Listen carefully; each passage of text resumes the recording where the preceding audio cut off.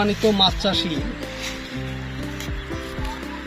মাছ চাষ করতে গিয়ে অনেক সমস্যার সম্মুখীন আমরা দীর্ঘদিন থেকেই হয়ে আসছি। সবসময় হতে হয় নতুন নতুন সমস্যা। তো এই পুকুরটি আমাদের 6 বিঘার পুকুর। এই পুকুরটিতে দেখুন ওই সাইডগুলোতে পার আছে, ওই সাইডগুলোতে পার আছে,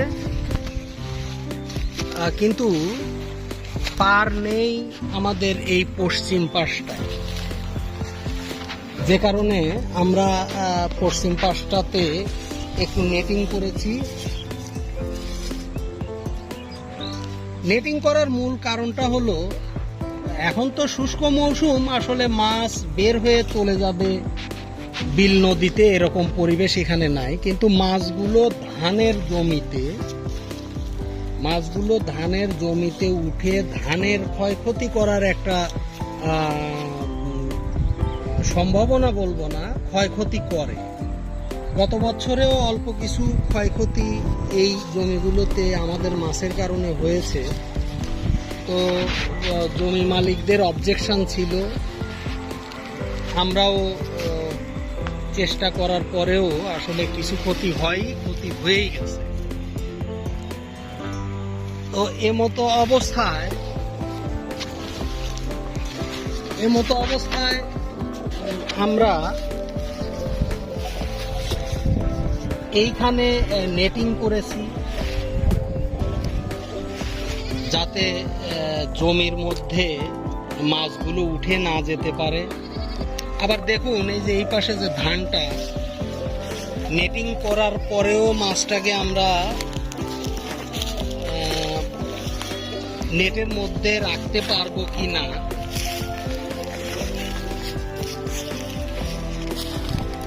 সেই চিন্তা ভাবনা থেকে আমরা এই জমিগুলো, এখানে 5 বিঘা জমি, এই জমিটা আমরা লিজ নিয়েছি।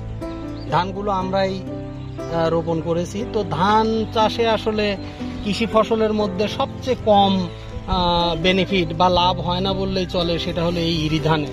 তো সেই ইরি ধানে আমরা 5 বিঘার মতো লাগিয়েছি। তবে ইরি ধানে লাভ হয় না বলে আমরা কিছু অংশতে ধান লাগালেও সেটা নেটের মধ্যেই রেখেছি। এই যে এই পাশে দেখুন, নেটের মধ্যে ধান আছে, কিন্তু ধানের যে ছোপগুলো যে একটি করে, মানে ধানগুলোকে মাছ এই জমির উপরে উঠে গ্রাস কাপ বা জাপানি মিরর কাপ, ভাংরি জাতীয় মাছগুলো, এই মাছগুলো ধানের গুঁড়াটাকে উপড়ে ফেলে এবং ধানের গাছটাকে খেয়ে ফেলে, যে কারণে দেখছেন যে এখানে ধান নেই। তো ঠিক যদি এখানে আমরা নেটিংটা না করতাম, তাহলে ওই জমিগুলোতেও ধান করা সম্ভব ছিল না। তো অনেকেই বলে থাকে যে ধানের জমিতে মাছ চাষ, হ্যাঁ সেটা হবে, সেটা বিশেষ কিছু আইটেমের মাছ। তো সেটা আসলে কমার্শিয়াল বেজে করা যায় না, কমার্শিয়াল হবেই না। ওটা যারা বলে তারা কিভাবে বলে আমার জানা নাই। তবে আমার অভিজ্ঞতা বলে যে ধানের জমিতে মাছ চাষ করা যায় না, এতে ধান উৎপাদন করা সম্ভব হয় না। তাই আমরা এই নেটিংটা করেছি। আর ধানের জমিটা তো দেখলেনই, ধান উৎপাদন হবে না। যেই কয়েকটা ধানের গাছ এখন দেখছেন, এই কয়েকটা গাছও কিন্তু আগামী হয়তো 15 দিন বা 1 মাসের মধ্যে দেখা যাবে। আর ওই পাশটাতে ধানটা আমরা এই বছরটাতেই ধান চাষটা করব। আগামী দিনে আমরা এই নেটটাকে ঠিক আমরা নিয়ে যাব ওই যে আমাদের যে 5 বিঘার যে সীমানা, দেখুন এই যে এই পাড়ের একদম ওই শেষ মাথা পর্যন্ত, পাড়ের উপর দিয়ে এই পাড়ের একদম ওই শেষ মাথা পর্যন্ত আগামী দিনে আমরা আগামী মৌসুমে ইনশাল্লাহ আমরা এই ধানের জমিতে আসলে ধান চাষ করব না, এখানে আমরা এই ধানের জমিতেও মাছ চাষের দিকেই নিয়ে যাব। আর এই মাছ চাষের দিকে নিতে হলে এই 5 বিঘা এরিয়া আমাদের বেড়ে যাবে। ইচ্ছা করলেই এখানে আরো পরিমাণ পানি আমরা ধরে রাখতে সক্ষম হব, কারণ এই পানিটা আবার কোনো না কোনো ভাবে আমরা গড়ায় বের করে দিয়ে থাকি। তো মাছ চাষি ভাই, যদি পাশে ধান ক্ষেত থাকে, পুকুরের পার না থাকে, তাহলে অবশ্যই আপনারা ওই ধান ক্ষেতের মধ্যে মাছ চাষ করার চেষ্টা করবেন না, এতে ধান চাষির ক্ষতি হয়ে যাবে। আর ক্ষতি করা কোনো একজন চাষি আর একজন চাষি ক্ষতি করতে পারে না, আপনিও পারবেন না, আমরাও পারবো না। লালন ফিশ ফার্ম তো প্রশ্নই আসে না যে মানুষের ক্ষতি করে মাছ চাষ করবে। তো মাছ চাষি এটা একটা অভিজ্ঞতা শেয়ার করলাম। এই অভিজ্ঞতাটা আমার ছিল না, এই অভিজ্ঞতাটা এই প্রথম।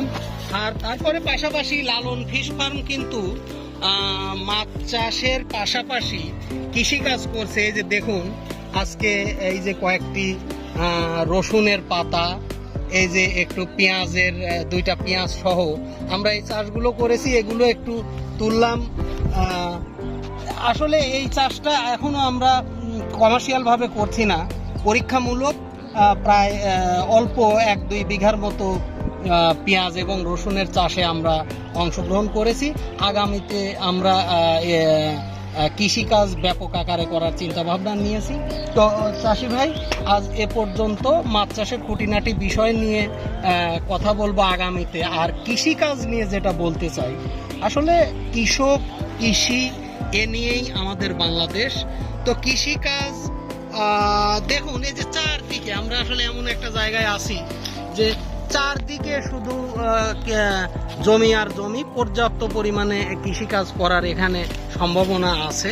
যদিও বা কৃষিকাজেরও যে আধুনিক পদ্ধতিগুলো, এগুলো এখনো আমাদের এলাকার চাষিরা সেভাবে ব্যবহার শুরু করেনি।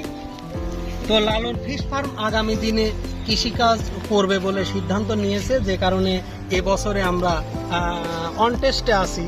কিছু পেঁয়াজ, কিছু রসুন আর ধানের চাষটা তো মূলত বললামই যে এই ধানটা আমরা চাষ করেছি, জমিটা লিজ নিয়েছি, কারণ মাছ ক্ষয়ক্ষতি করে। মানুষের জমিতে ক্ষয়ক্ষতি করলে সেটা অবশ্যই ভালো দেখায় না, বা ক্ষতি করার উদ্দেশ্য নিয়ে কেউ কোনো চাষবাস করুক, নিজে তো করবোই না, কেউ করুক তা নিজেও চাই না।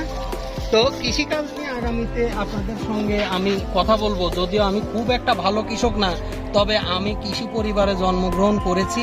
কৃষিকাজ ছোটবেলা থেকেই বাপ চাচাদের করতে দেখেছি এবং নিজেও কৃষিকাজের সাথে সম্পৃক্ত, তবে খুব বেশি আকারে কখনো করেছি তা নয়।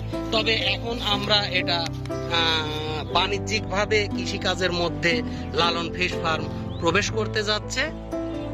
সম্মানিত মাছ চাষি ভাই, আজ এ পর্যন্ত। মাছ চাষের অন্য কোনো বিষয় নিয়ে, খুঁটিনাটি বিষয় নিয়ে আগামী দিনে কথা হবে ইনশাল্লাহ।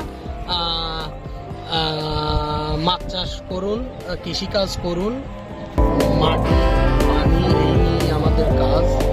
ইনশাল্লাহ পাশে থাকবেন, পাশে আছি। ধন্যবাদ।